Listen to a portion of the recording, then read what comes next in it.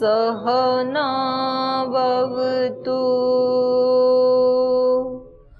सहनौ भुनक्तु सह वीर्यं करवावहै तेजस्विनावधीतमस्तु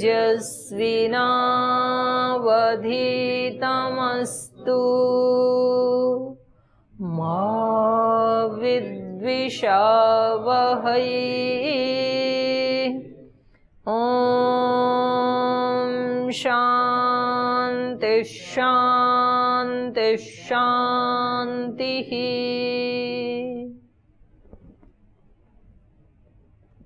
बृहदारण्यक उपनिषद में याज्ञवल्क्य मैत्रेयी संवाद हम पढ़ रहे थे, इसका अध्ययन कर रहे थे। तो यहाँ याज्ञवल्क्य ऋषि अपनी पत्नी मैत्रेयी को अध्यात्म का उपदेश देते हुए बता रहे थे कि उस ब्रह्म की प्राप्ति में या आत्म तत्व की, चेतन तत्व की प्राप्ति में ही सब समस्याओं का समाधान है। उसको जान लिया तो सब कुछ ज्ञात हो जाता है, उसको यदि नहीं जाना तो सब जाना हुआ भी निरर्थक है, उसका कोई प्रयोजन नहीं है। तो उसी को ही जानना चाहिए। तो उसको जाने कहाँ से शुरुआत करें? वो तो अनंत है, अपार है, अप्रतिम है, उसका कोई और छोर तो है नहीं कि ये इसका स्टार्टिंग पॉइंट है, यहाँ से जानना शुरू करें और यहाँ इसका अंत है। जैसे इस पुस्तक को जानना है तो मैं इसके पहले पृष्ठ से शुरू करूं जानना और जानते जानते अंतिम पृष्ठ पे पहुंच जाऊं। लेकिन ब्रह्म को जानना है तो कहाँ से शुरू करें? क्योंकि सब कुछ अनंत है। तो यहाँ इन्होंने बताया था कि उसको यदि जानना है, उसकी शक्तियों को यदि जानना है तो अपने आप से शुरू करें। और ये जो कुछ भी बाहर हमें अनंत अपार दिखाई दे रहा है, ये सब कुछ त्रिगुण का विस्तार है, सत्वरज तम का विस्तार है बाहर। तो ये एक तो प्रकृति है, सत्वरज तम का विस्तार, जो कि सांख्य दर्शन में आया है। उसमें 24 तत्व हैं और 25वां पुरुष, वहां पुरुष कह दिया, यहाँ चेतन। तो 24 तत्वों का विस्तार वाली तो एक प्रकृति को जान लो और एक चेतन को जान लो। तो हमारे इस शरीर में भी जो भिन्न भिन्न अंग प्रत्यंग हैं, इंद्रियां हैं, एक एक परमाणु है, एक एक कोशाणु है, वो सब त्रिगुण का ही विस्तार है, सत्वरजतम का ही विस्तार है। तो इस शरीर को हमने जान लिया, इंद्रियों को जान लिया और इसके अंदर जो चेतन तत्व है उसके स्वरूप को यदि हमने जान लिया तो फिर हमने सारे को ही जान लिया। जैसे आप किसी स्कूल, कॉलेज में, किसी यूनिवर्सिटी में जाते हैं तो एंटर करते ही वहाँ दरवाजे में एक उसका मॉडल बना के रखते हैं और वहाँ पर कोई व्यक्ति होता है गाइड करने वाला, वो बताता है कि जी हमारा ये संस्थान है, इसमें ये डिपार्टमेंट्स हैं, यहाँ पर ये है, यहाँ पर ये है, यहाँ पर ये है, ऐसे वो सारा उसको वर्णन कर देता है। उसको यदि किसी ने ठीक से समझ लिया तो फिर उसने सारा संस्थान ही समझ लिया। और उसको ही यदि नहीं जाना तो फिर ऐसे घूम के आ जाएगा, उसको पता ही नहीं चलेगा कि कहाँ क्या हो रहा है, फिर तो मकान मकान है सारे। तो इन्होंने एक इतनी अच्छी टेक्निक बताई याज्ञवल्क्य ऋषि ने कि जिसमें थोड़े पुरुषार्थ से अनंत उपलब्धि, पुरुषार्थ थोड़ा, उपलब्धि ज्यादा नहीं, अनंत। और यदि इसका ज्ञान नहीं है तो व्यक्ति पुरुषार्थ करेगा अनंत और उपलब्धि होगी उसको मुट्ठी भर, अल्प, ना के बराबर होगी, वो भी किसी काम की नहीं है। तो महर्षि दयानंद ने भी इस बात को कहा कि इस आर्ष विद्या को पढ़ना, अध्यात्म विद्या को पढ़ना, ये ऐसा ही है जैसे समुद्र में एक गोता लगाना और वहां से मोती निकाल करके लाना, जितना आप अपनी मुट्ठी में ला सकते हैं। एक गोता लगाया और वहां से मोती निकाल के लाए, तो थोड़ा पुरुषार्थ, उपलब्धि ज्यादा, मोती बहुत कीमती होते हैं। और ये अनार्ष विद्या पढ़ना 15-20 साल तक, 25 साल तक व्यक्ति पढ़ता रहता है। ये ऐसे ही है जैसे खोदा पहाड़, इतने बड़े पहाड़ को खोदा, उसको काटा, पत्थर हटाए। जैसे आज आप खेत काट के आए तो कठिन लगता है आपको, और किसी व्यक्ति ने अकेले ने पहाड़ खोदा, पूरा पत्थरों को काटा, और इतना पुरुषार्थ करके फिर उपलब्धि क्या हुई? एक चुहिया निकली उसमें, तो निरर्थक हो गया ना सारा। इसलिए जो अनार्ष पद्धति से जो पढ़ते हैं, लाखों लाखों रुपए खर्च होते हैं, करोड़ों रुपए खर्च होते हैं। लॉ करते हैं ना तो 1 करोड़ रुपए का खर्चा है, और ऐसे ही IAS IPS डॉक्टरेट जो करते हैं, इंजीनियरिंग करते हैं, लाखों रुपए का खर्चा है। तो इतना तो पैसे का खर्चा, इतने फिर समय का खर्चा, 20-25 साल लग जाते हैं उसमें, और उसके बाद मुश्किल से रिश्वत आदि दे करके वो व्यक्ति कहीं सेट होता है। सेट होता मतलब नौकरी मिलती है उसको। माना कि कोई एक IAS ऑफिसर है, उसको नौकरी मिल गई, तो उसकी तनख्वाह कितनी है? लगभग ना 70,000 है उसकी तनख्वाह, उतनी ही है, 60-70,000। तो उसको लगता है कि इतने खर्च किए, अभी ये मिला, ये तो कुछ भी नहीं है। और वहां से फिर उसकी टेंशन शुरू होती है, और वो होते होते होते फिर कभी तो वो आत्महत्या ही कर लेते हैं। ये व्यक्ति कभी आत्महत्या नहीं करेगा। जिसने आर्ष ज्ञान को पढ़ा है ना, तो उसको ये समझ में आ गया कि यदि कहीं कोई दोष है, कोई कष्ट है जीवन में, तो ये या तो मेरे किसी कर्म का विपाक है, फल मिल रहा है, और या तो कोई नई चीज सिखाने की तैयारी है, कुछ सिखाना चाह रहा है ईश्वर मुझे इसके माध्यम से, तो वो उसको फेस करेगा और उससे पार निकल जाएगा वो। और पार जब निकलेगा तो उसकी शक्ति बढ़ी हुई होगी। आपने लोगों को सुना होगा ये कहते हुए कि जब मैं छोटा था तो मेरी माताजी गुजर गई थी, मेरे पिताजी गुजर गए थे, हमारे घर की ऐसी स्थिति थी। हमें बाद में पता लगता है, जिस समय प्रतिकूल परिस्थितियां होती हैं उस समय हम ये अनुभव नहीं करते हैं कि ये जो आई है प्रतिकूल परिस्थिति या संघर्ष मेरे जीवन में आया है, तो या तो ये कुछ सिखाने के लिए आया है, या तो फिर ये मेरे किसी कर्म का फल होगा, और कोई ऋण होगा पीछे का, तो ठीक है, चुकता हो रहा है। और जब किसी व्यक्ति का ऋण चुकता होता है तो उसको हल्कापन महसूस होता है, उसको नींद अच्छी आती है, फिर याद चुका दिया जो किसी का ऋण था सिर के ऊपर। ये इस विद्या का महत्व है। इस विद्या को जो जानता है वो कभी आत्महत्या नहीं करता है, और जो उधर उस विद्या को जानता है वो बहुत सारे लोग, बड़े बड़े लोग, मतलब सांसारिक दृष्टि से जिनको बड़े लोग कहा जाता है, जिनके बड़े पैकेज होते हैं, वो भी कभी कभी छोटा सोच लेते हैं, हल्का सोच ले, उसको फेस नहीं कर पाते, जीवन की जो प्रतिकूलताएं हैं उनको सह नहीं पाते। तो ये अंतर बताया जा रहा है यहाँ पर याज्ञवल्क्य ऋषि के द्वारा हमें, कि किस प्रकार से हमें उस ब्रह्म को पाना है, क्योंकि वो ही भूमा है, विश्राम वही है अध्यात्म में ही, उससे पहले कहीं विश्राम नहीं है। ये प्रसंग हम पढ़ रहे थे। तो इसमें आपका कोई प्रश्न है तो आप पूछ लीजिए, नहीं तो फिर आगे चलेंगे जी। ओम दीदी जी, पिछली कक्षा में बताया था कि जो ब्रह्म को बाहर ढूंढ रहा है उसको ब्रह्म त्याग देता है।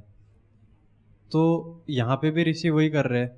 अगर वो त्याग के जो उनके पास संपत्ति है वो दोनों में बांट के अगर जा रहे हैं, तो इसका मतलब वो बाहर ही देख रहे। तो बिना त्यागे भी तो वो अपने अंदर रह के वो सब साथ में रहते हुए भी ब्रह्म की खोज में जा सकते हैं या कर सकते हैं, अध्यात्म के लिए बढ़ सकते हैं।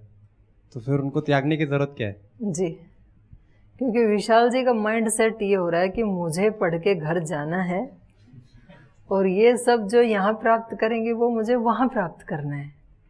अच्छी बात है, वहाँ की जितनी कैपेसिटी है वो आप प्राप्त कर लोगे, लेकिन सब कुछ को प्राप्त नहीं किया जा सकता है। वहाँ पर किया जा सकता है, लेकिन उसके लिए सामर्थ्य बहुत बड़ी चाहिए, उसके लिए पहले साधना की हुई होनी चाहिए। यदि राजा जनक की तरह से पहले साधना की हुई है तब तो वहाँ पैर जमा पाएंगे, नहीं तो पंजे उखड़ जाएंगे। शुरुआत मतलब सामान्य नियम ये है कि जब आप किसी बीज को बोते हैं तो पहले उस बीज की फेंस की जाती है, उसका रक्षण किया जाता है। नहीं तो कोई भी आकर के उसको अंकुर फूटते ही उसको रौंद देगा। तो वहाँ किसी का भी आना जाना मना किया जाता है। पहले जब बीज बोया है ना, तो कोई भी मनुष्य आया, अभी तो उसमें अंकुर फूटा था या फूटा भी नहीं था, अभी तो बीज ही था, और उसी को दबा दिया आपने तो मिट्टी दब गई ना, तो अब उसमें से अंकुर नहीं आएगा क्योंकि घट कर दिया आपने। इसीलिए तो हल चलाया जाता है, नहीं तो हल चलाने की जरूरत क्या है, ऐसे ही बिखेर दो जमीन में बीज।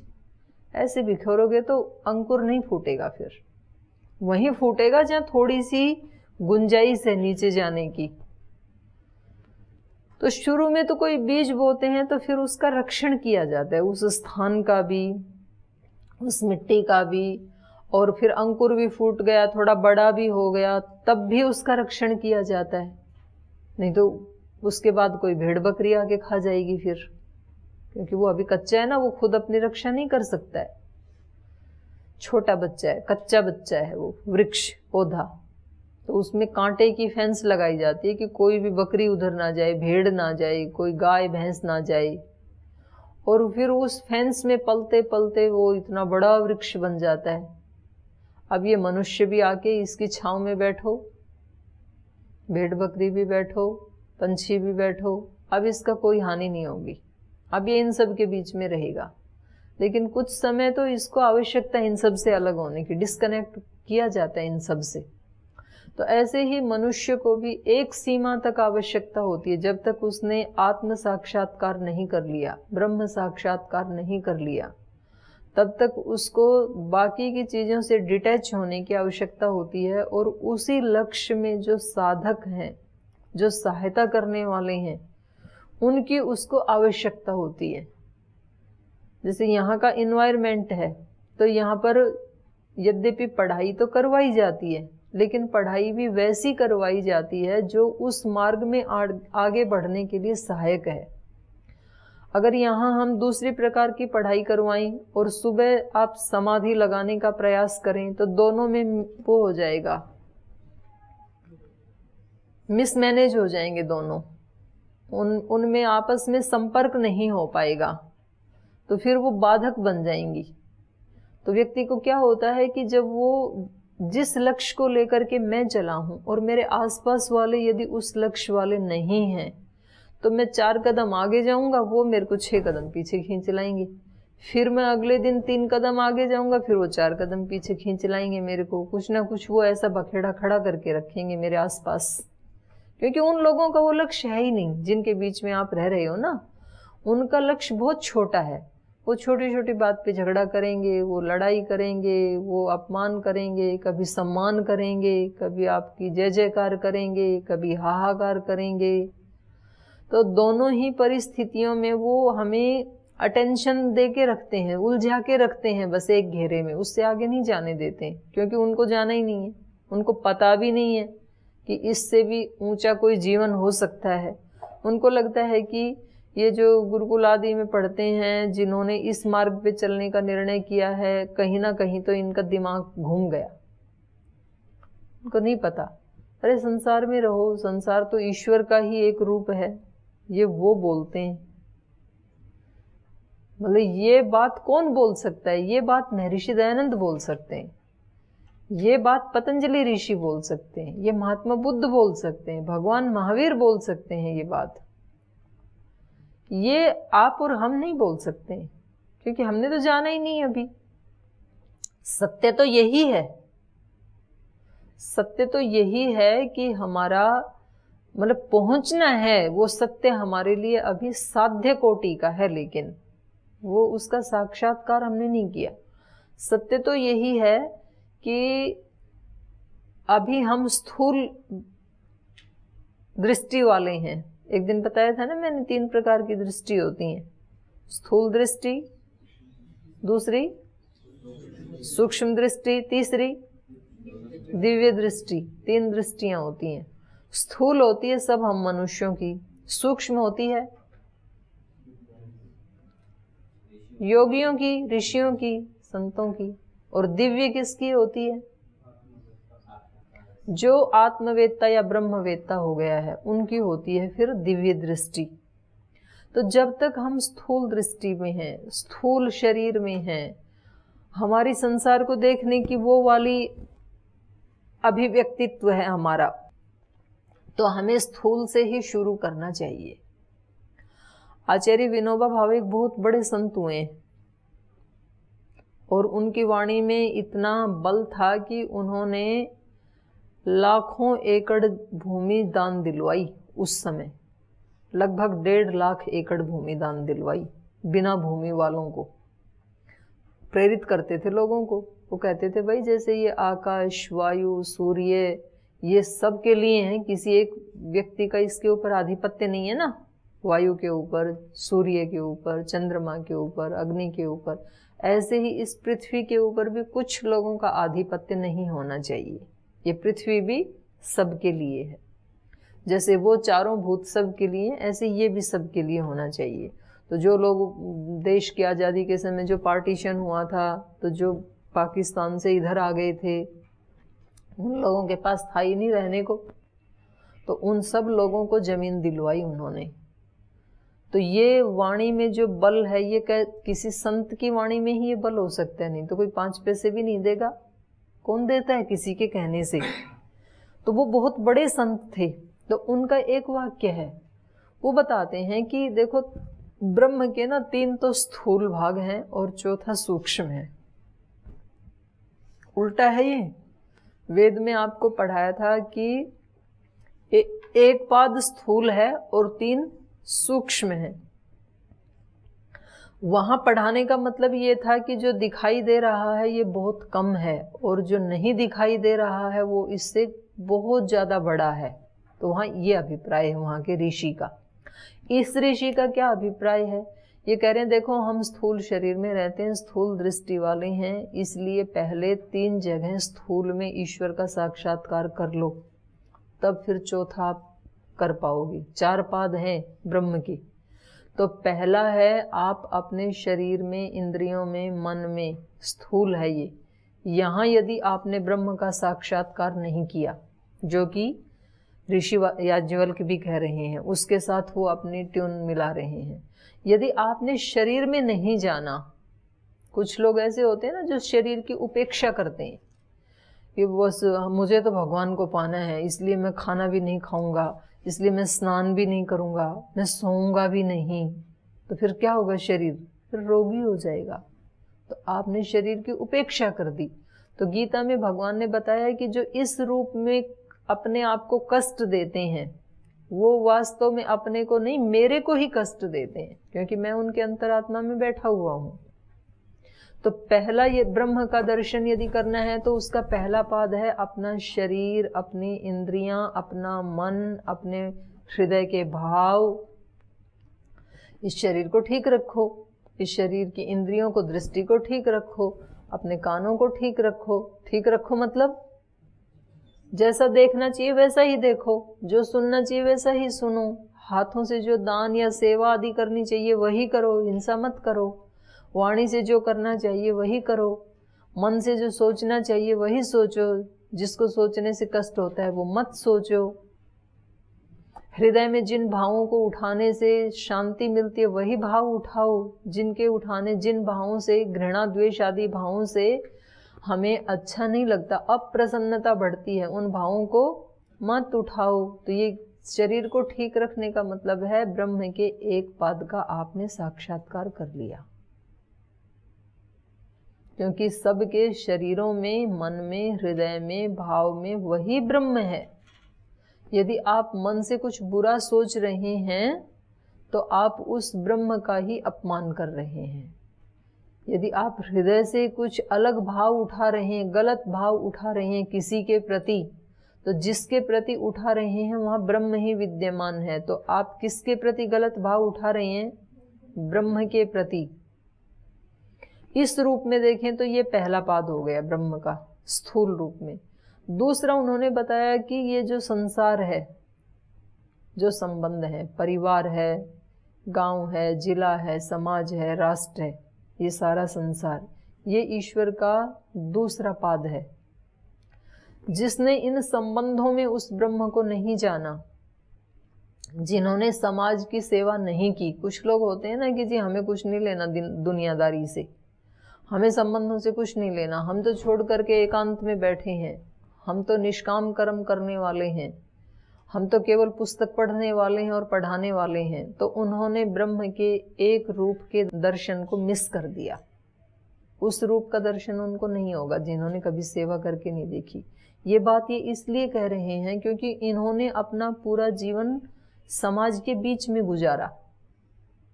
16 साल की उम्र में चले गए थे ये, और फिर इनके और 2 भाई थे, वो भी इनके साथ चले गए, इनके पीछे पीछे चले गए। तो पूरी जिंदगी इन्होंने समाज की सेवा की, पैदल चलते थे। तो इनको ये अनुभूति हुई कि ये जो मैं सेवा कर रहा हूँ ये समाज की या राष्ट्र की नहीं, ये तो साक्षात ब्रह्म का ही एक रूप है, जिसको स्वामी जी कहते हैं ना विश्वमय रूप। तो दूसरा वहां दर्शन होगा आपको। जिसने ये सेवा वाला कार्य नहीं किया तो समझ लो उसने ब्रह्म के एक रूप का दर्शन खो दिया। और तीसरा दर्शन होगा इस प्रकृति में, जो सूर्य, चंद्र, वायु, आकाशीय जो जड़ प्रकृति है जो हमारी सेवा कर रही है। ये ना हो तो हमारा 1 सेकंड भी जीवन हमारा पॉसिबल ही नहीं है, संभव ही नहीं है। तो कितना बड़ा उपकार है प्रकृति माता का। तो वहां तीसरा दर्शन करो। और इन 3 जगह यदि आपने ब्रह्म का साक्षात्कार कर लिया तो चौथा पाद है फिर निराकार, इससे भी जो परे है। जो साकार पे अपना ध्यान एकाग्र नहीं कर पाया वो निराकार पे करेगा कैसे? तो इसलिए कुछ लोग आपको मिलेंगे ऐसे, आप में भी हो सकते हैं, बोल जी हम तो निराकार के उपासक हैं, हम तो बस ऐसे बैठे हैं, हमें कुछ नहीं चाहिए। और वो ऐसे करते करते जब साकार पे ही ध्यान नहीं लगा तो निराकार का तो कोई आकार ही नहीं, ध्यान टिकाएगा कहाँ? ऐसे ही बैठे रहते हैं।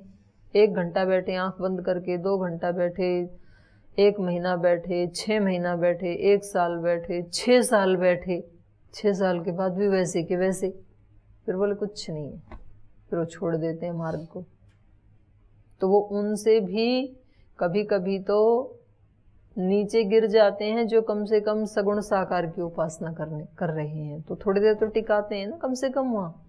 तो जो माता पिता में उसकी उपासना नहीं कर सकता है, जो बच्चों में नहीं कर सकता है, जो गरीबों में नहीं कर सकता है, जो धनवान में नहीं कर सकता है, जो सूरज चांद में नहीं कर सकता है, जो इस राष्ट्र में समाज में उसके दर्शन नहीं कर सकता है, वो निराकार के दर्शन नहीं कर पाएगा।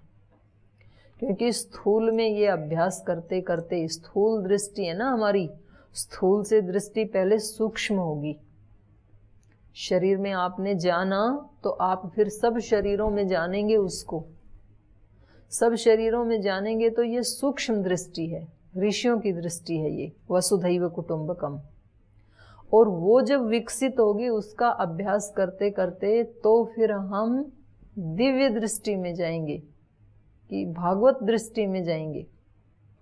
और जिसकी भागवत दृष्टि होगी वो उस निराकार को भी देख पाएगा, उसको भी महसूस कर पाएगा। वो स्थूल दृष्टि वाला कहाँ कर लेगा? इसलिए प्रारंभ में चित्त को एकाग्र करने के लिए कोई आलंबन लेना होता है, और आलंबन ऐसा लेना चाहिए जो हमें आगे आगे बढ़ाता रहे। तो आलंबन वेद का, दर्शन का, उपनिषद का, गीता का, इसलिए यहाँ पर यही सब पढ़ाया जाता है। क्योंकि यहाँ जो आत्माएं आई हैं वो सब कैसी हैं? वो निवृत्ति मार्ग के पथिक हैं। तो उनको हम ऐसा ही आलम्बन देते हैं दिन भर, जिनसे कि उनकी यात्रा 2 कदम आगे बढ़े प्रतिदिन। तो ये नितांत आवश्यक है, क्योंकि इसके बिना वो व्यक्ति आगे नहीं बढ़ पाएगा। तो जो मैंने आपको उदाहरण दिया उस छोटे पौधे का, ये हमारे जीवन के ऊपर भी लागू होता है। इसलिए याज्ञवल्क्य यहाँ पर उस धन को छोड़ करके जाना चाह रहे हैं। धन से घृणा नहीं है इनको, लेकिन इन्होंने जान लिया कि इस धन से भी बड़ा धन तो आत्मधन है। तो उसका तिरस्कार नहीं है, पर उससे भी बड़ा चाहिए व्यक्ति को। आपके पास एक छोटा मकान था, पुराना मकान था, अब आप एक नया मकान बनाना चाहते हैं क्योंकि आपकी सामर्थ्य बढ़ गई, आपके पास पैसा आ गया अभी, तो ये छोटे मकान का अपमान नहीं है, वो तो एज इट इज रहेगा। लोग बचा के भी रखते हैं उसको कि देखो हमने यहाँ से शुरुआत की थी। एक व्यक्ति ने साइकिल से शुरुआत की थी, आज उसके पास मर्सिडीज गाड़ी है, तो भी वो उसको बचा के रखता है। हमारे दिव्य योग मंदिर में बजाज स्कूटर अभी भी रखा हुआ है। आचार्य जी ने, स्वामी जी ने उसको बचा के रखा हुआ है कि हमने शुरुआत यहाँ से की थी, और वो भी सेकंड हैंड लिया। वो उससे पहले तो एक साइकिल थी, और उससे पहले तो किराए पे साइकिल लेते थे, 1 घंटे के 10 रुपए, तो 1 घंटे में चलो वहाँ से नहर के ऊपर से जड़ी बूटी उखाड़ के ले आते हैं, फिर साइकिल दे देंगे, क्योंकि पैसे तो साइकिल खरीदने के भी नहीं थे। तो ये उसका अपमान नहीं है। याज्ञवल्क्य के ऋषि जो घर को छोड़ के जा रहे हैं, तो हम ये कहें कि जी ये तो फिर स्थूल का अपमान है, और स्थूल में ही यदि उनकी दृष्टि है तो वो सूक्ष्म को कैसे पाएंगे? स्थूल में दृष्टि नहीं है, स्थूल के रहस्य को उन्होंने समझ लिया है। उनको ये पता है कि अब मुझे इससे भी बड़े धन की, सूक्ष्म धन की, आत्मधन की खोज करनी चाहिए, क्योंकि मेरे अंदर सामर्थ्य है वो, तो इसलिए वो आगे बढ़ रहे हैं। और वो सब प्राप्त करके वो यही उपदेश देंगे, पर उसकी शुरुआत कहाँ से करें? जी। तो मेरा प्रश्न ऐसा था, इस तरह से था कि जब अंदर ही जाना है तो उसको बिना छोड़े भी तो अंदर जा सकते हैं। जा सकते हैं, लेकिन वो इन्वायरमेंट चाहिए ना। मैंने जैसे बीज का दिया ना आपको उदाहरण। अब आपको यदि वेद दर्शन ये सारी जो विद्याएं आप पढ़ रहे हैं, तो ये क्यों पढ़ रहे हैं आप? आपके अंदर से जानने की अभिप्सा इसलिए पढ़ रहे हैं ना। लेकिन ये आप अपने घर में बैठ के नहीं पढ़ सकते हैं। जैसे आप, इसलिए आपको यहाँ आना पड़ा घर छोड़ करके। तो आप कहेंगे वहां कोई पढ़ाने वाला ही नहीं है, तो पढ़ाने वाला तो टीवी पे देख लेते। लेकिन टीवी पर देख करके जो पाठ पढ़ा जाता है वो ठीक है, कुछ अंश में तो लाभ होगा, लेकिन 100% लाभ नहीं होगा। जब आप टीवी पे इस पाठ को सुनेंगे तो आप इस तरह से प्रश्न उत्तर नहीं कर सकते हैं। सुन तो लेंगे मैं क्या कह रही हूँ, पर आपके चित्त में जो उसमें डाउट्स उठे, जो संशय हुआ पूछने का, वो आप नहीं पूछ सकते। और जब तक उसका समाधान नहीं हुआ तब तक अगली कक्षा में कुछ समझ ही नहीं आएगा, चल ही नहीं पाएंगे। तो अब जिनकी मजबूरी है, जो बेचारे यहाँ नहीं आ सकते हैं, तो उनको लगता है कि चलो भाई बिल्कुल ना से तो कुछ थोड़ी हाँ ही अच्छी, तो जितना मिल जाए उतना ही सुन लेते हैं। तो ऐसे सुनते हैं, सुनना भी चाहिए, लेकिन यहाँ बैठ करके प्रश्न उत्तर करना माने लाइव जो गुरु का महत्व होता है ना, उसकी होड़ नहीं हो सकती है, क्योंकि यहाँ इन्वायरमेंट है वो। तो एक वातावरण का अपना बहुत बड़ा प्रभाव होता है, स्थान का प्रभाव होता है, उस स्थान पे रहने वाले लोगों का प्रभाव होता है। अब मान लो यहाँ सब ब्रह्मचारी मिलकर के एक ऐसा वायुमंडल बना दें कि यहाँ मतलब जिसके जो मन में आए वही कर रहा है, जो खाने का मन में आए वो खा रहा है, सोने का मन में आए तो सो रहा है, डांस करने का मन में आए तो डांस कर रहा है, चिल्लाने का मन में आए तो चिल्ला रहा है। तो आप कल्पना करो वो कैसा इन्वायरमेंट होगा। तो उसमें बैठ के कोई व्यक्ति समाधि लगा सकता है क्या? उसका भी प्रभाव पड़ता है। तो इसलिए यहाँ इन्वायरमेंट ऐसा बनाया जाता है, भाई इस समय सब लोग मिलकर के हवन करो, इस समय सब लोग मिलकर ध्यान करो, सब संध्या करो, सब प्राणायाम करो, सब व्यायाम करो, भोजन कर रहे हैं तो सब शांत बैठ करके खाना खाओ। तो उससे एक वायुमंडल बनता है। तो इसलिए आज तक घर में रह करके एक भी बुद्ध पैदा नहीं हुआ। जितने भी महात्मा पैदा हुए उनको कुछ समय के लिए तो घर का त्याग करना ही पड़ा। अगर संभव होता नहीं करते वो, ये कारण है। ओम प्रणाम दीदी जी। दीदी जी, जैसे कि इंद्रियों का नियंत्रण जो है आत्मा से होता है, तो उसी तरह से हम ऐसा मान सकते हैं, समझ सकते हैं कि आत्मा का भी मतलब जो शुद्धता कहना चाहिए इंद्रियों से ही होता है। नहीं, आत्मा तो शुद्ध ही है, शुद्ध स्वरूप। आत्मा कभी दूषित होता ही नहीं है।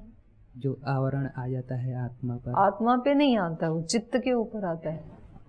जो चित्त पर आता है, आत्मा तो सदा अपने ही स्वरूप में रहता है, उसमें कोई विकार नहीं आता है, आत्मा में कोई अशुद्धि नहीं आती है। उसमें जो चित्त में जो मैल आ जाता है, आवरण आता है, तो उसकी शुद्धि जो है इंद्रियों से ही हो सकती है, ऐसा कह सकते हैं? नहीं, इंद्रियों से नहीं होगी, ज्ञान से होगी। जैसा ज्ञान होता है वैसा हमारी इंद्रियां कर्म करती हैं। फिर तो शुद्धि के लिए ज्ञान की आवश्यकता है। ओम दीदी प्रणाम। ये 7वें श्लोक में दिए थे, दुंदुभि अभिघातस्य व शब्दो ग्रहीतः। तो ये जो दुंदुभि को बजाने वाले हैं वो तो आत्मा यहाँ ग्रहण किए और शब्द से पकड़े बीड़ा की आवाज़ को, और वीणा से क्या ले रहे हैं? इंद्रियां। और वीणा की आवाज़ से विषय इंद्रियों के, संसार। विषय पांचों इंद्रियों के विषय। तो यदि आपको विषयों के ऊपर कंट्रोल करना है तो आप उन विषयों को मत हटाओ कि ये शब्द मेरे को डिस्टर्ब कर रहे हैं इसलिए यहाँ से भागो, ये स्पर्श मेरे को डिस्टर्ब कर रहे हैं, ये गंध डिस्टर्ब कर रही है। उनको, पेड़ को ऊपर ऊपर से आप काटोगे तो वो फिर से उसमें पंक्तियां फूट जाएंगी, उसमें नई कोंपलें आते ही रहेंगी। अगर आपको वो पेड़ अनुकूल नहीं है तो फिर उसको रूट से उखाड़ो, जड़ से हटाओ उसको, उसकी जड़ के ऊपर काम करो। आप पत्ते पत्ते पे काम मत करो। तो अगर हमें बाहर के विषयों को कंट्रोल करना है तो उसको इंद्रियों को कंट्रोल करना पड़ेगा, और इंद्रियों को कंट्रोल करना है तो फिर आत्म संयमी बनना पड़ेगा। इंद्रियां भी कहाँ से चालित हो रही हैं? इंद्रियों को मैं चला रहा हूँ।